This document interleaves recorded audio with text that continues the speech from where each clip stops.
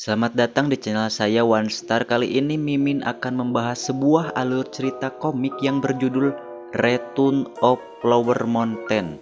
Nah, dari namanya aja udah kelihatan retun-retunan yang pastinya ini bertemakan reinkarnasi teman-teman.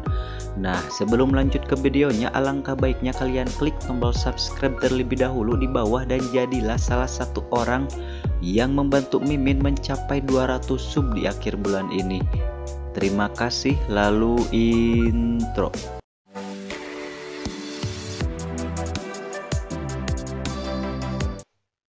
Scene berawal dengan diperlihatkannya seorang pemuda yang terluka parah dan meratapi semua kematian rekan-rekannya. Karena untuk saat ini hanya ia seoranglah yang masih hidup. Dia bernama Chun Myung. Chun Myung yang merupakan murid sekte Gunung Berbunga bersama 19 sekte lainnya saat ini sedang melawan pemimpin dari sekte penyembah iblis yang bernama Chunma. Pertarungan itu pun amat sangat dahsyat sampai-sampai semua orang yang melawan Chunma berakhir mengenaskan. Akan tetapi di saat-saat terakhir Chun Myung berhasil mengalahkan pemimpin dari sekte iblis tersebut. Namun bayarannya sangat besar karena ia pun harus ikut tewas bersamanya. Di detik-detik kematiannya, Chun Myung pun menyesali kehidupannya karena ia sangat lemah hingga tak bisa menyelamatkannya satu nyawa sekalipun. Lalu tiba-tiba dia tersadar di tubuh seorang gelandangan berumur 15 tahun. Setelah mengorek informasi dari salah satu anak kecil di sana, ia pun mengetahui bahwa ia direinkarnasi ke ratusan tahun ke depan setelah tragedi mengalahkan pemimpin sekte iblis. Dan juga sekarang sekte Gunung Berbunga tempat dulu ia tinggal tak lagi menjadi bagian dari 10 sekte besar. Bahkan kehadirannya sudah dianggap tak ada. Mendengar itu, Chun Myung pun tak percaya dan bergegas pergi ke tempat sekte Gunung Berbunga.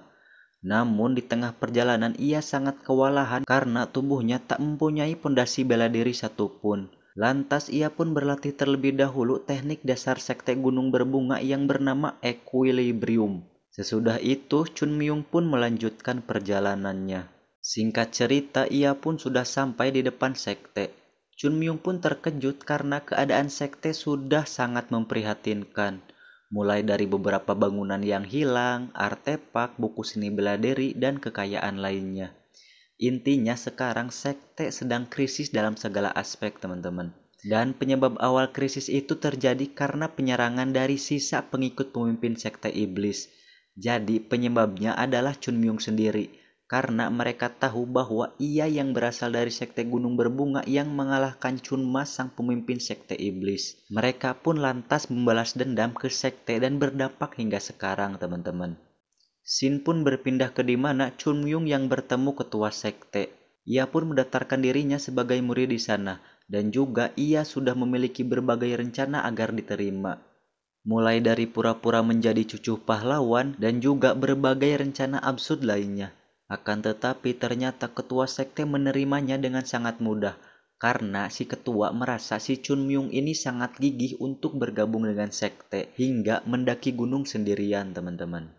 Lalu scene berpindah ke asrama, terlihat Chun Myung pun bertemu beberapa kakak seperguruannya di mana mereka mengadakan MOS atau masa orientasi siswa untuk si Chun Myung teman-teman. Jadi di ospek dahulu karena kan murid baru. Mereka pun menyuruhnya untuk melepas semua pakaiannya si Chun Myung. Jadi intinya mereka berniat mempermalukannya teman-teman. Tetapi mereka malah mendapatkan bogeman fisik hingga semuanya menyembah Chun Myung seperti raja. Besoknya Chun Myung pun melihat bagaimana mereka berlatih. Namun ia sangat kaget karena teknik dasar sekte berubah yang dulunya equilibrium menjadi true equilibrium. Perbedaan teknik itu sangat jauh teman-teman, karena pada dasarnya equilibrium itu teknik dasar yang sangat kuat untuk menopang perkembangan murid, akan tetapi membutuhkan waktu yang lama. Sedangkan true equilibrium itu bisa dikuasai dengan singkat, namun perkembangan muridnya akan mentok atau biasa-biasa saja teman-teman. Dan juga sekarang teknik suci dari sekte adalah Taiyip Lumok. Padahal dulu Chun Myung dan gurunya berniat membuang teknik tersebut karena dianggap tidak terlalu kuat atau lemah teman-teman.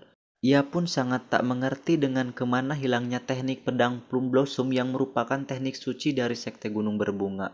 Malam pun tiba di mana Chun Myung meminta ke Jogul untuk mengumpulkan anak-anak besok jam 5 pagi. Lalu keesokan harinya ternyata Chun Myung ingin melatih mereka sendiri, dan jika ada yang menolak atau mengeluh, ia akan menghajarnya hingga babak belur. Singkat cerita, ke pagi hari di mana saat guru keluar, ia keanehan melihat semua murid yang keadaannya sungguh sangat memprihatinkan. Berbeda dengan Chun Myung yang terus berlatih dengan sangat keras. Si guru pun mempertanyakan tentang apa yang dilakukan Chun Myung hingga membuat semua kakak seniornya berada di bawah kendalinya, dan berniat memarahinya karena menggunakan jam tidur untuk latihan. Tetapi Chun Myung membalasnya dengan wajah yang sangat polos dan berkata, semua kakak seniornya dengan sukarela ikut berlatih dan juga latihan itu untuk mempercepat pertumbuhan mereka. Jadi Chun Myung pun meminta waktu 1 bulan untuk melakukan latihan tersebut. Mendengar itu, si guru pun mengizinkan mereka latihan dan mengabaikan murid-murid lainnya yang seperti minta tolong. Karena pada dasarnya guru manapun pasti ingin melihat semua muridnya menjadi kuat. Setelah itu scene berpindah ke malam hari di mana tiba-tiba datang sekelompok pedagang yang menagih uang mereka ke sekte. Dan pedagang itu memberi waktu 1 minggu untuk sekte melunasinya. Jika tidak, tempat sekte berada akan disita. Dan diketahui bahwa ketua kelompok pedagang itu adalah pemilik dari Papiliun Taihua.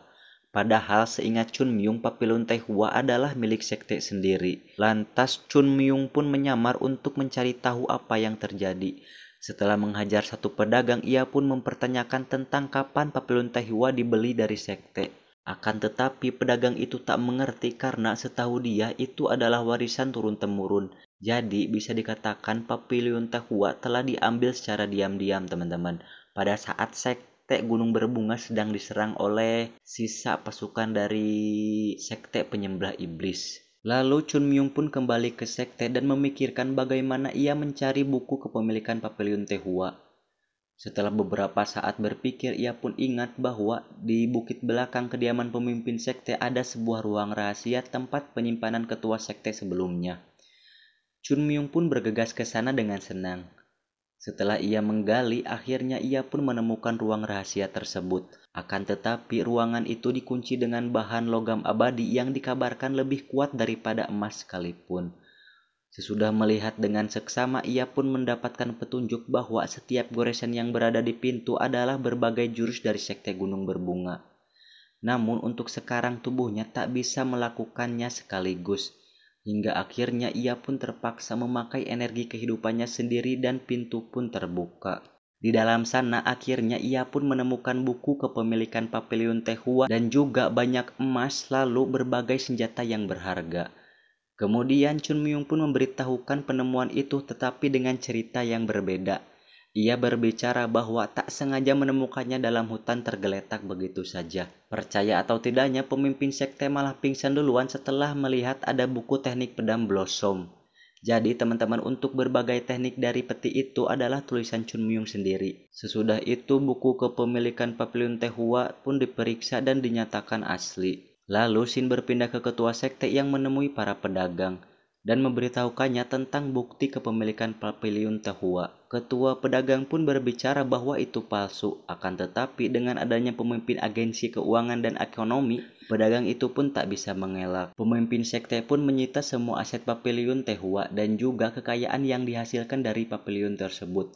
Tetapi mereka boleh membawa apapun asal hanya 1 gerobak. Mendengar itu, Chun Myung pun tak akan membiarkan mereka mengambil harta dari sekte secara cuma-cuma. Kemudian Shin berpindah ke dimana Chun Myung mencegat para pedagang itu. Mendengar perkataan Chun Myung yang akan mengambil gerobak, si ketua pedagang pun tak terima dan menunjukkan bahwa ia juga mempunyai kemampuan bela diri. Namun Chun Myung sangat amat mudah melawannya. Dengan keadaan terpojok, tak sengaja pedagang itu menggunakan teknik Godly Taiyi yang merupakan sebuah teknik dari sekte Ujung Selatan. Diceritakan bahwa sekte Gunung Berbunga dan juga sekte Ujung Selatan ini sudah sangat bersinggungan sejak dulu kala. Pada masa Chun Myung bisa dikatakan bahwa sekte Gunung Berbunga itu lebih kuat daripada sekte Ujung Selatan. Akan tetapi sekte Ujung Selatan tak menerima fakta tersebut. Bahkan mereka ingin mencuri teknik dari sekte Gunung Berbunga gitu teman-teman. Lalu si ketua pedagang pun diakhiri dengan salah satu teknik pedang blossom oleh si Chun Myung. Dengan mengancam pedagang lainnya, Chun Myung pun berhasil mendapatkan uang dari hasil menjarah gerobak tersebut. Setelah itu, scene berpindah ke malam hari di mana ketua sekte mempertanyakan apa yang diinginkan Chun Myung sebagai imbalan dari kontribusinya atas selesainya hutang piutang sekte. Chun Myung pun ingin ia dibebaskan keluar masuk ke kota Hua tanpa meminta izin. Dan yang kedua, ia meminta pil kehidupan. Untuk yang pertama ia pun diizinkan, akan tetapi di permintaan kedua si Chun Myung malah disuruh segera keluar. Alasan Chun Myung meminta pil kehidupan itu untuk kesehatannya teman-teman. Jadi setelah ia menggunakan energi kehidupan untuk membuka pintu rahasia pemimpin sekte, tubuhnya jadi rusak atau tidak sehat. Bahkan untuk membiarkan sembuh dengan sendirinya itu kira-kira membutuhkan waktu setengah tahun. Dan akan sangat fatal bagi orang semuda dirinya kehilangan setengah tahun masa latihan teman-teman. Oke, mungkin segitu aja dulu teman-teman. Kemungkinan ntar saya lanjut part 2 untuk chapter selanjutnya. Jadi thank you and bye bye.